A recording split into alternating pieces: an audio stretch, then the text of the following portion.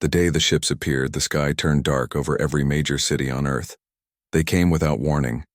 No radio signals, no attempts at communication, just massive shadows blotting out the sun as they positioned themselves above New York, Beijing, London, Moscow, and 30 other strategic locations. Jack Howard was eating breakfast when his phone rang. The former Navy SEAL had been working as a diplomatic attaché to the United Nations for 3 years, a job that usually involved more paperwork than excitement. Not today. Howard, he answered, watching through his apartment window as people gathered in the streets below, pointing up at the enormous vessel hovering over Manhattan. "Get to the UN building immediately," said the voice of Olivia Carter, the Secretary General. Her voice was steady, but Jack caught the edge of fear. "We're making contact." Within an hour, Jack sat in the General Assembly Hall alongside representatives from every nation. The massive screens normally used for presentations now showed the face of something not human. The creature had gray-blue skin, 6 eyes arranged in a hexagonal pattern, and spoke through a translator device. "I am Commander Zalvis of the Archelian Empire," the alien announced. "Your planet has been chosen for integration into our dominion. You will surrender your autonomy and accept imperial governance, or you will be removed." The hall erupted into chaos. Olivia Carter stood at the central podium, raising her hands for silence. At 52, with her dark hair now streaked with gray, she commanded respect from even the most difficult diplomats. "Commander Zalvis, we welcome peaceful contact with your civilization, but Earth is not interested in surrendering its sovereignty," she said. "We propose discussions for mutual cooperation instead." The alien made a sound that the translator didn't convert. It might have been laughter. "There are no discussions," Zalvis replied. "You have 2 of your Earth months to formalize your surrender. After that, resistance will be met with removal." The transmission ended abruptly. The screens went dark. Lisa Grant was working late in her laboratory at MIT when she saw the news. At 36, she had already revolutionized quantum physics twice and held patents that had made her wealthy enough to fund her own research. Her current project involved radiation frequencies and their effects on different materials. She watched the broadcast of the UN emergency session with growing concern. When her phone rang, she answered immediately. "Dr. Grant, this is Admiral Frank Murphy. I need you in Washington. Now." 12 hours later, Lisa sat in a Pentagon briefing room with 20 other scientists, engineers, and military officials. Admiral Murphy, a tall man with a weathered face and close-cropped gray hair, stood before them. "Ladies and gentlemen, we are at war," he said simply. "Whether we like it or not, I've been authorized to tell you that we've attempted several military responses to the alien vessels. Nuclear missiles were neutralized before they reached their targets. Fighter jets lost power when they approached. We are technologically outmatched." A woman raised her hand. "So we surrender?" Murphy's face hardened. "The United States does not surrender, and neither does humanity." Lisa spoke up. "What do they want from us? If it's resources, surely there are uninhabited planets that would be easier to mine." "That's what we need to find out," Murphy replied, "and that's where Mr. Howard comes in." Jack entered the room, looking tired after a day of emergency sessions. "The Secretary General has appointed me as humanity's representative," he explained. "I'll be meeting with Zalvis tomorrow to try to negotiate terms, or at least learn more about their intentions." The meeting with Zalvis took place on the alien ship. Jack was transported up in a beam of light that felt like being submerged in warm water. The ship's interior was vast, with ceilings 3 times human height and corridors that seemed to extend for miles. "Your species is primitive," Zalvis said when Jack was brought before him. The alien was taller than expected, nearly 8 feet high, but adaptable. "Those who survive will serve the Empire well." "Those who survive?" Jack kept his voice even. "We came to discuss peaceful options." "Peace is submission," Zalvis replied. "Your planet has resources we require. Your people have traits we can use. 30% of your population will be relocated for imperial purposes. The rest may continue under our governance." Jack felt cold. And if we refuse, let me demonstrate. A screen appeared, showing a small island in the Pacific. Jack recognized it as uninhabited, one of those tiny specks on the map with nothing but birds and beaches. Salvis made a gesture. A beam of light shot down from one of the ships. The island vanished, leaving only churning water. This is a single weapon on a single ship, Salvis said. We have 42 ships in your orbit. You have 2 months to prepare your people for transition. When Jack returned to Earth, the world's leaders gathered to hear his report. The room was silent as he described the Empire's demands and the casual destruction he had witnessed. They want our resources, he concluded, and they want us, or at least 30% of us, for some purpose they wouldn't specify. The rest would live under their rule. We can't possibly fight them, said the Chinese representative. You saw what they can do. So we just give up? Asked the representative from Nigeria. Allow them to take our people?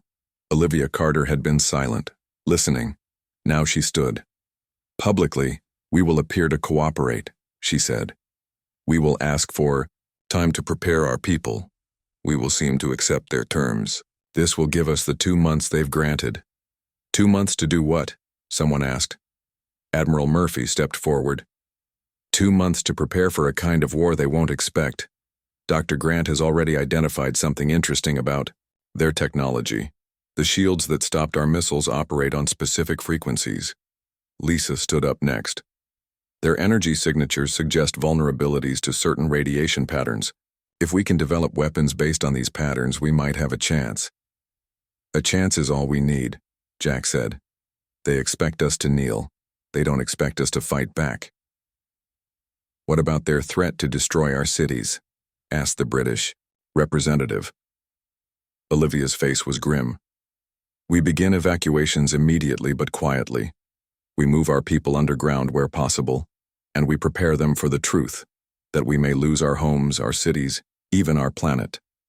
But we will not lose our freedom, Jack finished. The next day, world leaders announced a period of preparation for cooperation with the Archelian visitors. Behind this public face of acceptance, a different plan took shape. In secret facilities, around the world, scientists worked with Lisa's discoveries. Military forces began mobilizing quietly, and Jack prepared to return to the alien ship as part of a cooperation delegation. As the first week ended, strange structures appeared on the Moon and Mars, Archelian outposts being established already. They believed they had won without firing a shot. They believed humanity would simply kneel. They were wrong. 3 weeks passed since the Archelian ultimatum. On the surface, Earth appeared to be preparing for surrender. News channels showed carefully staged scenes of cooperation. World leaders made speeches about a new era of galactic integration. Archelian observers were given tours of major facilities, all meticulously arranged to show compliance. Behind this facade, humanity prepared for war. Lisa Grant hadn't left her underground laboratory for 15 days. Her team worked in shifts, but she refused to rest. The solution was close, she could feel it. Her latest tests showed that a specific band of gamma radiation, modulated through a quantum field, could temporarily disrupt Archelian shield technology. Try it again, she told her assistant, a young physicist named Ryan Bell. Increase the modulation by 12%. They fired the experimental weapon at the small shield generator they had salvaged from an Archelian drone. For 3 seconds, nothing happened.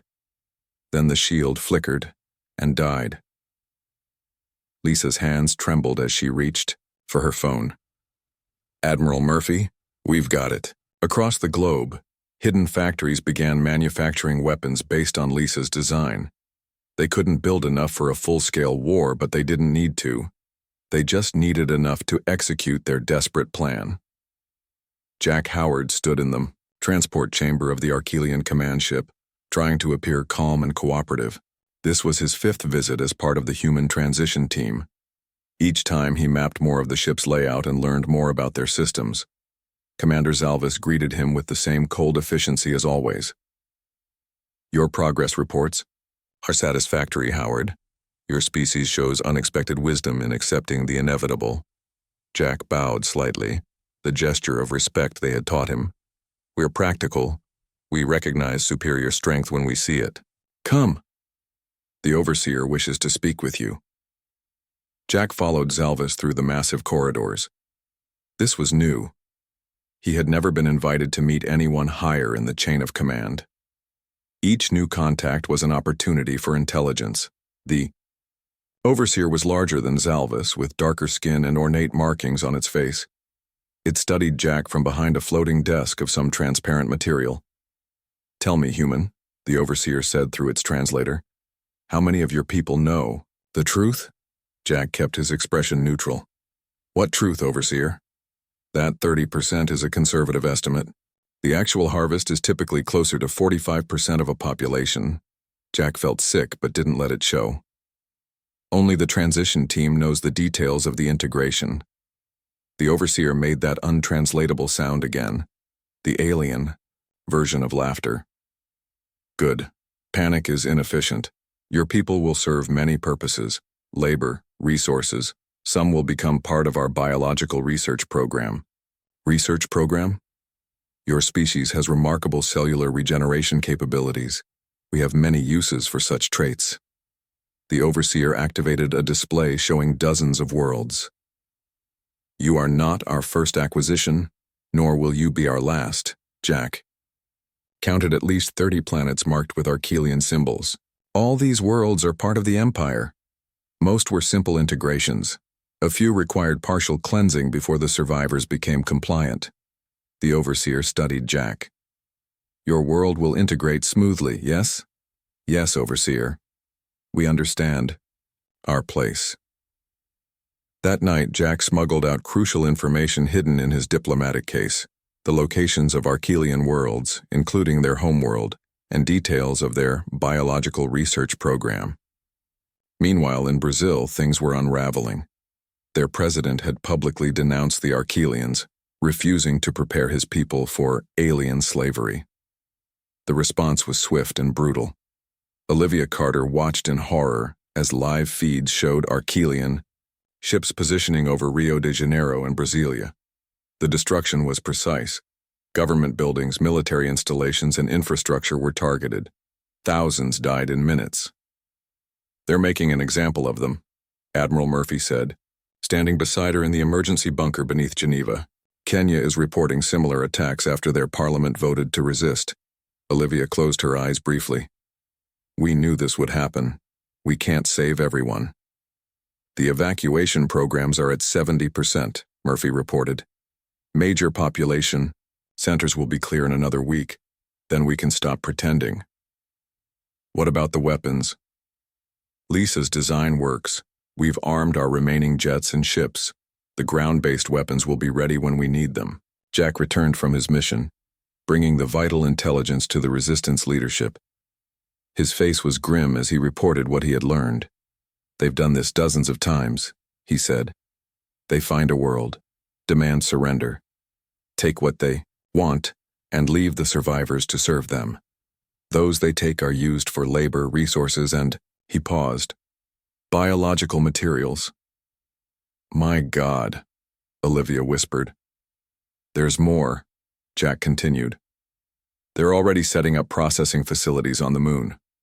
They plan to begin the harvest as soon as the 2-month deadline passes." Admiral Murphy studied the star charts Jack had brought. "These are their worlds?" "Yes. Their homeworld is here." Jack pointed to a star system about 30 light-years from Earth. "And these are their major colonies." Lisa, who had joined the meeting via secure video link, spoke up. "The technology we've developed might be adaptable to a larger scale. If we can't save Earth, we make sure they lose everything too," Murphy finished. "It's time to implement Protocol Omega," Olivia said quietly. The others looked at her in silence. Protocol Omega was their last resort, a plan so desperate that many had argued against even considering it. "Are you sure?" Murphy asked. "I'm sure. Begin final evacuations to the deep shelters. And Jack, you need to go back one more time." As the deadline approached, more countries openly defied the Empire. Kenya, Brazil, New Zealand, and Vietnam had all faced orbital strikes for their resistance. Millions had died, but billions more were now hidden in underground complexes, abandoned mines, and specially constructed bunkers deep beneath the surface. The Archelians, believing they were simply crushing isolated resistance, didn't realize the scale of the deception. They didn't know that Earth's apparent compliance was a carefully orchestrated show. In her lab, now moved to an underground facility in the Rocky Mountains, Lisa put the finishing touches on her most ambitious project. The radiation weapons had been distributed worldwide, but this was different. This was a device designed not to fight the Archelians, but to make Earth itself their enemy. "Will it work?"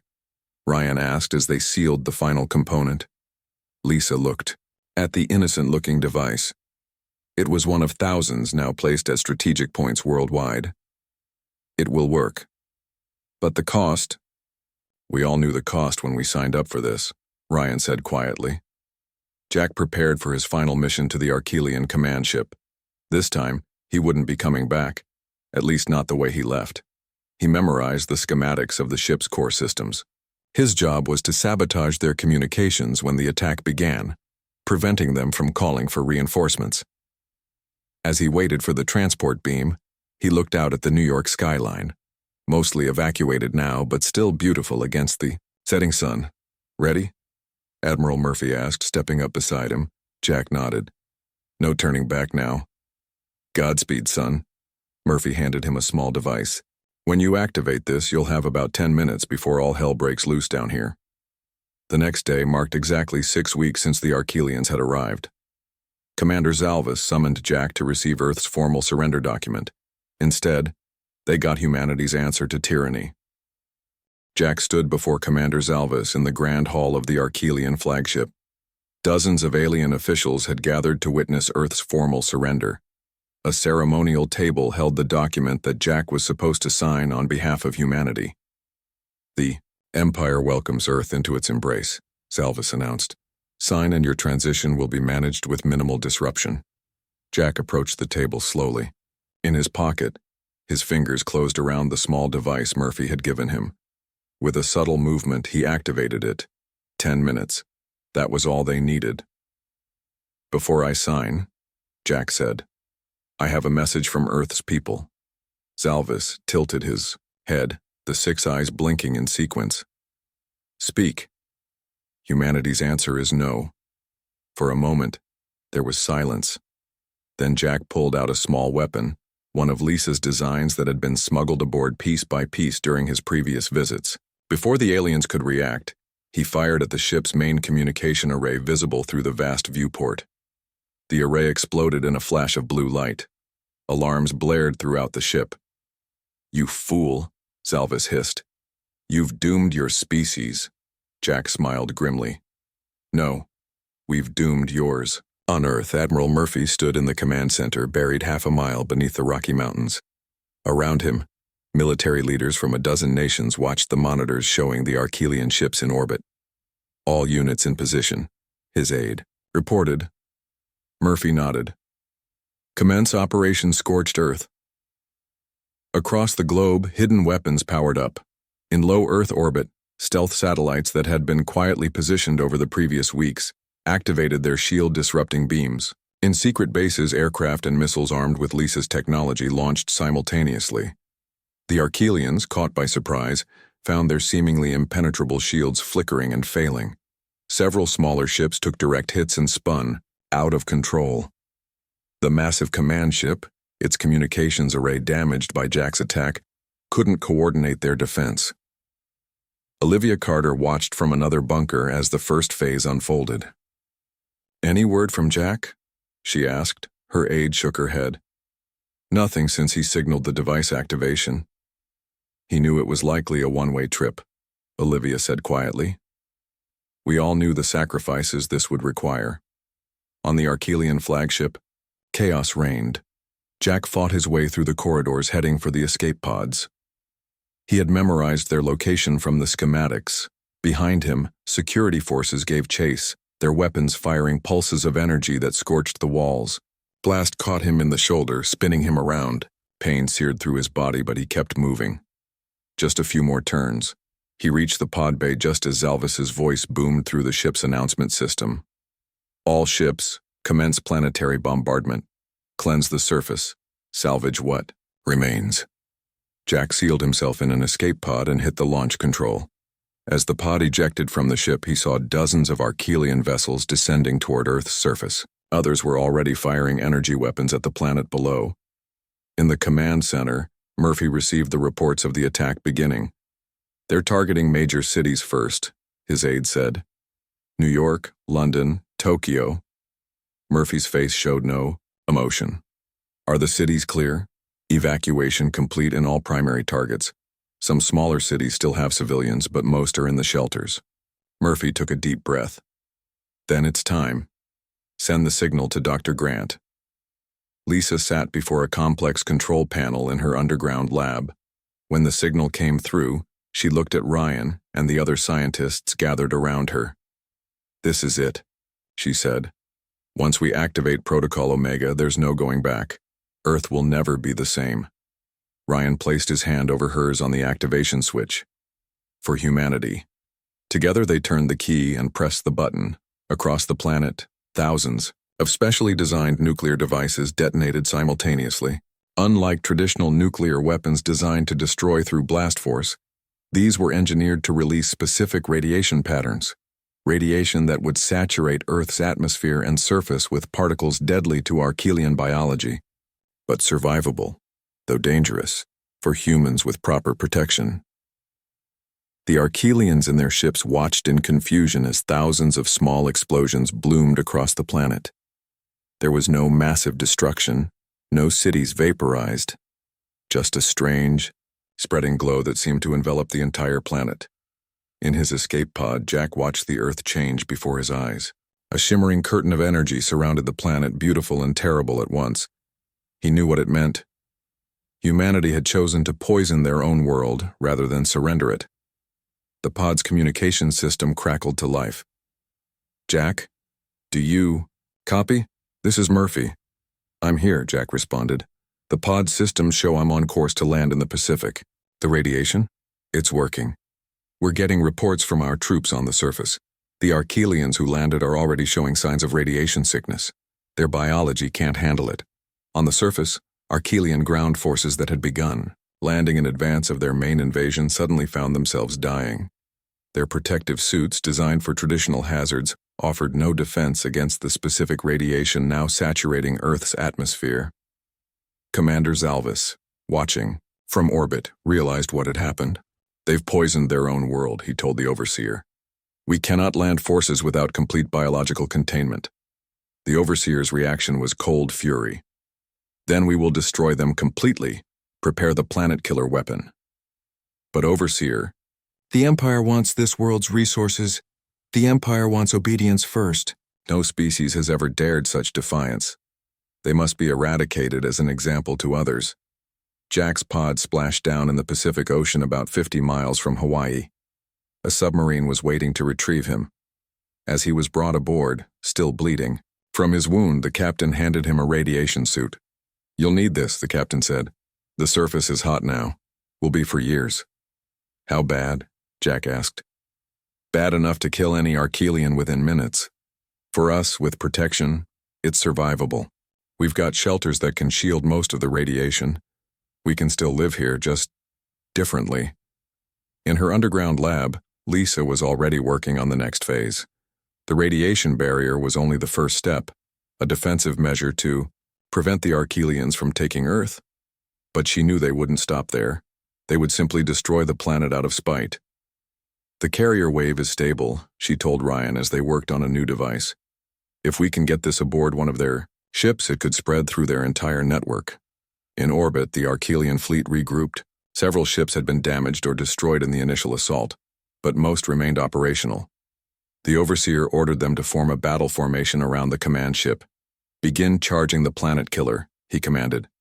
"Earth will be reduced to asteroids by nightfall."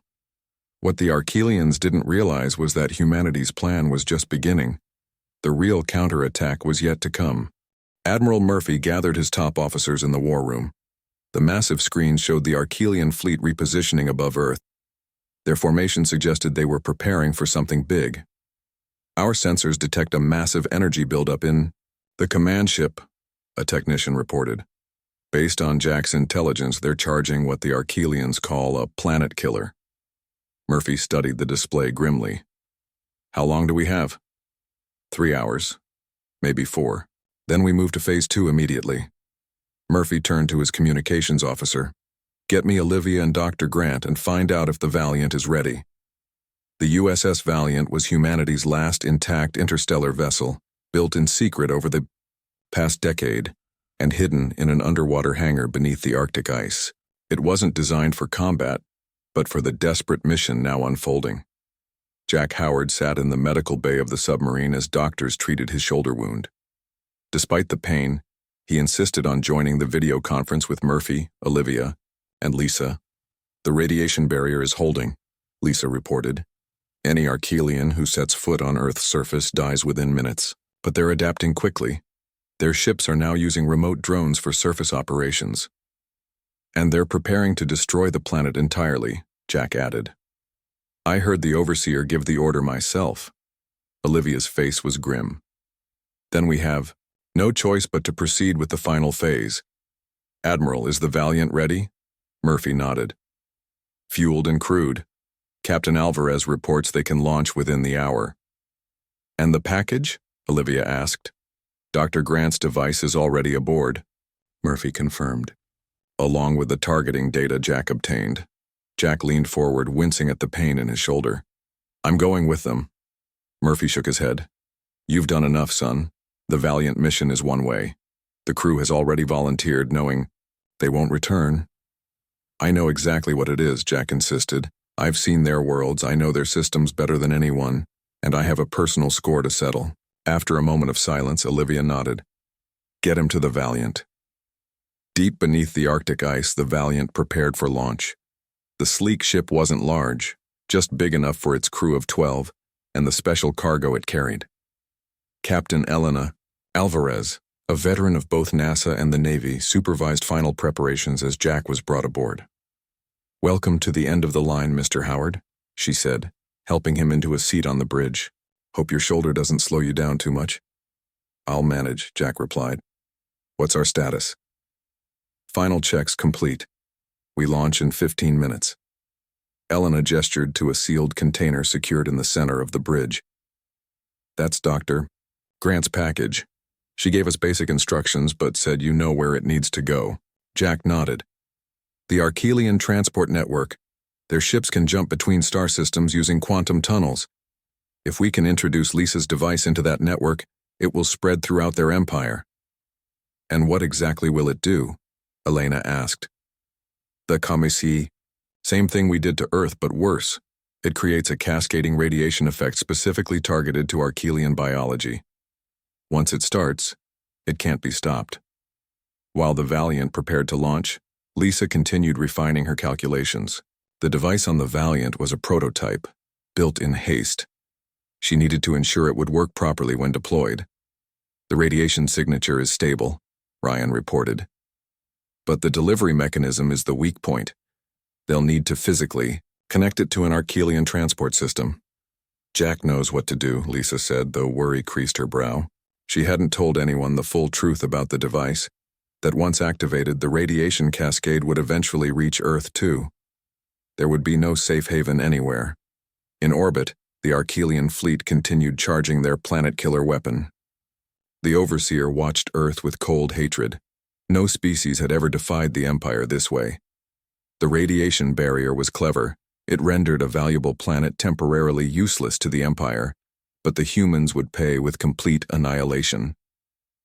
Weapon. Charge at 60%, an officer reported. Continue, the Overseer commanded. When it reaches full charge, target the planet's core. I want nothing left but dust.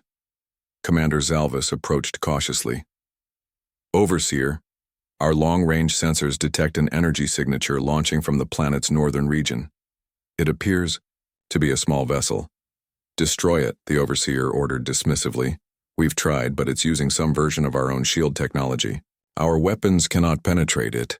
The Overseer's 6 eyes narrowed. Track its trajectory. On the Valiant, alarms blared as Archelian weapons fire splashed against their shields. Lisa's adaptation of the alien shield technology was holding. For now. Shields at 80%, the tactical officer reported. They're throwing everything at us. Elena kept her focus on the navigation console. Maintain course. Prepare for jump on my mark. Jack checked the sealed container one more time. Inside was humanity's last hope, and the Empire's doom. Jump drive charged, the engineer called out. Jump, Elena ordered. The Valiant vanished from Earth orbit in a flash of light, using the stolen Archelian technology to make the quantum leap to their first target, the nearest Imperial colony world. The Overseer received the news with rage. They have jump technology? Impossible. They must have reversed engineered it from our ships, Zalvis suggested. Their adaptability is concerning. It is irrelevant, the Overseer snapped. One small ship can accomplish nothing. Continue charging. The planet killer. But deep in the Overseer's mind, a seed of doubt had been planted. What were the humans planning? The Valiant emerged from its jump near a small Archelian colony world. The planet glowed with artificial lights and orbital structures. No immediate defensive response, the tactical officer reported.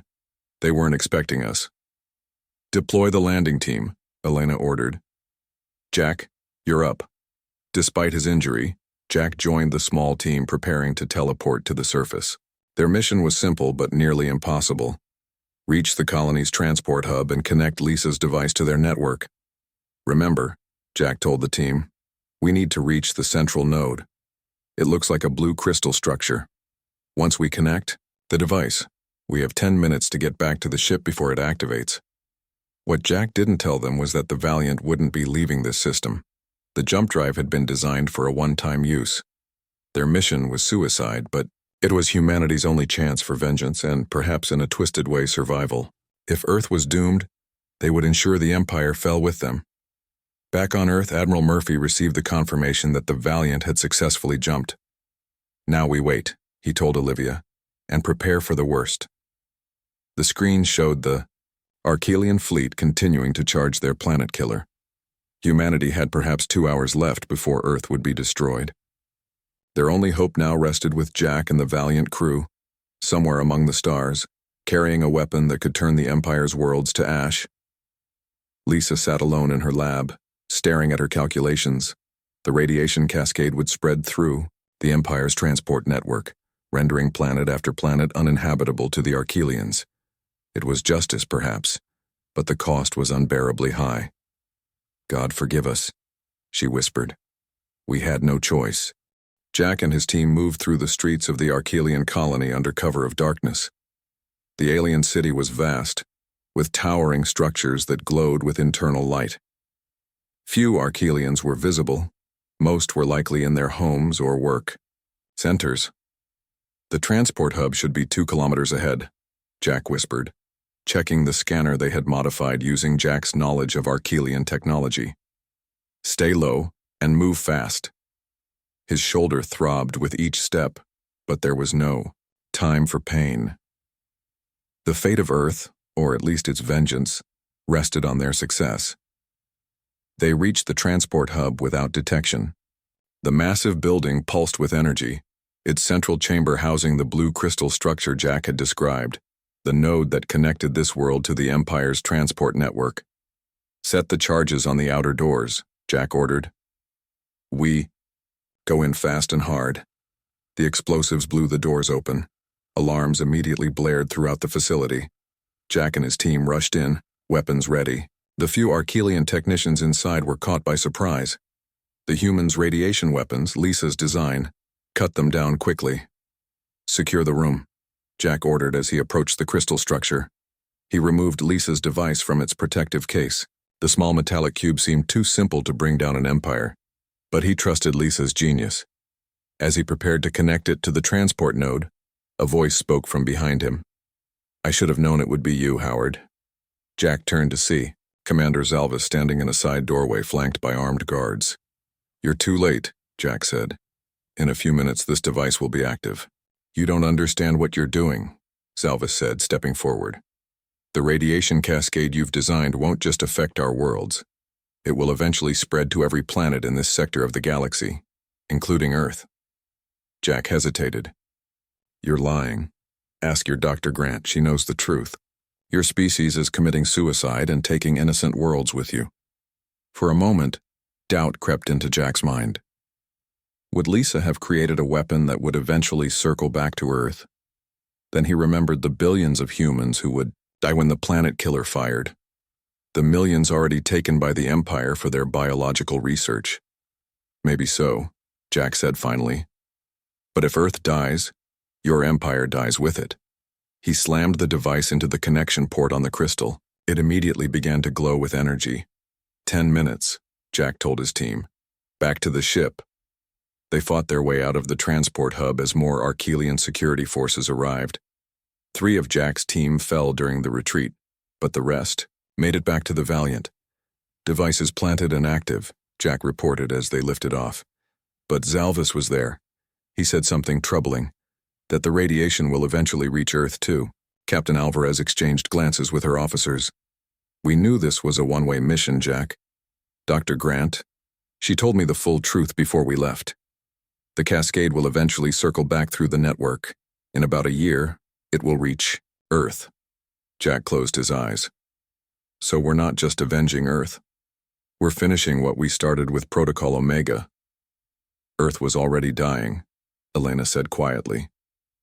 The radiation we released to keep the Archelians out will make the planet barely habitable for generations. This way, at least the Empire falls too.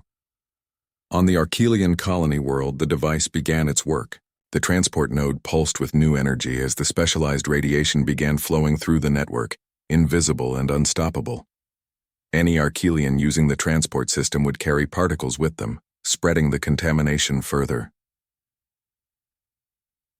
In orbit above Earth, the Overseer received an urgent message from the colony world. The report was chaotic and fragmented, but one thing was clear. Humans had attacked the transport hub and planted some device. Recall all ships from that sector, the Overseer ordered, and accelerate the planet killer charging sequence. Earth dies now, but it was already too late.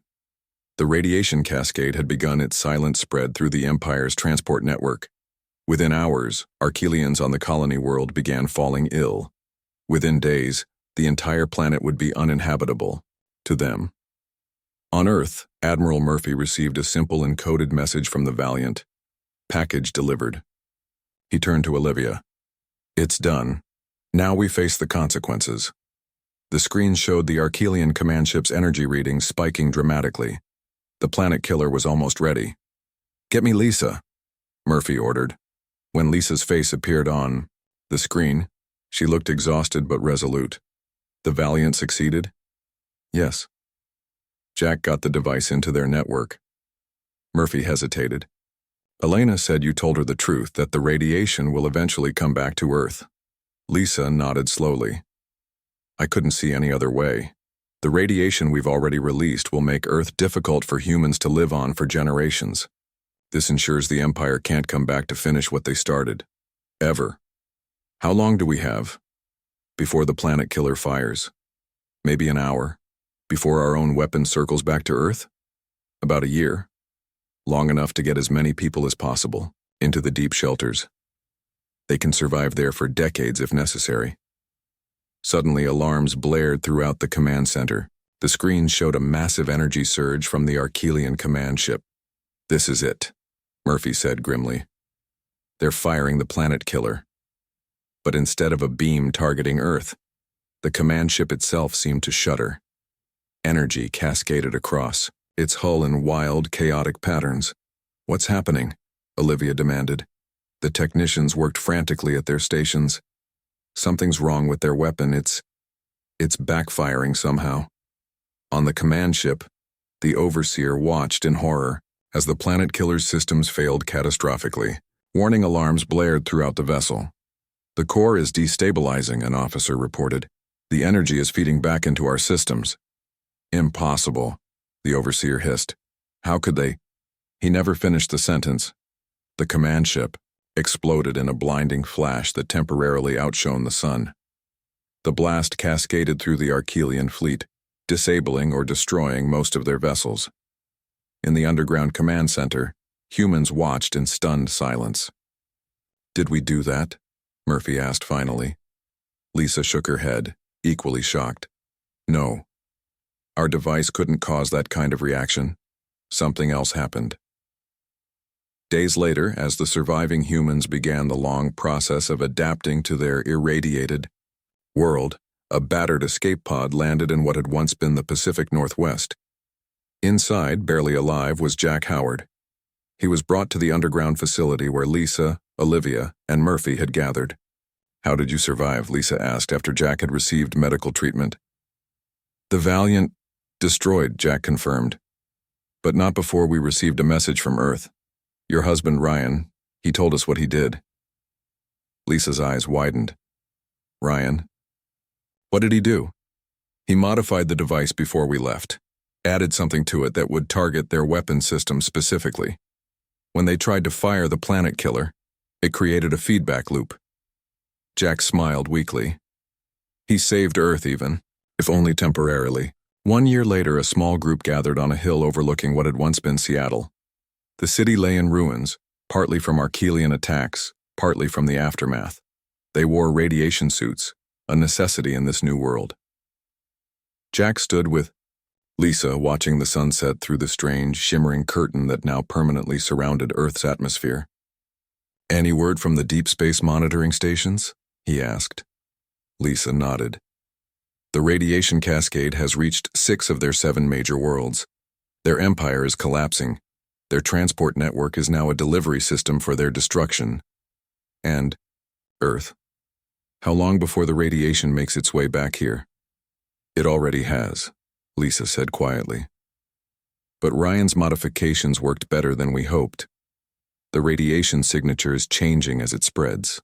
By the time it completes the circuit back to Earth, it will have mutated to a form less lethal to humans." Jack looked out at the ruined landscape. Small green shoots were already pushing through the rubble. Life, as it always did, found a way. "They," said Neil. He whispered. "We chose to burn instead. And in burning," Lisa added, "we found a way to survive." Around them, beneath the poisoned sky of a wounded planet, humanity endured, changed forever, but unbroken and unbowed. The empire that had demanded their surrender was now nothing but ash among the stars.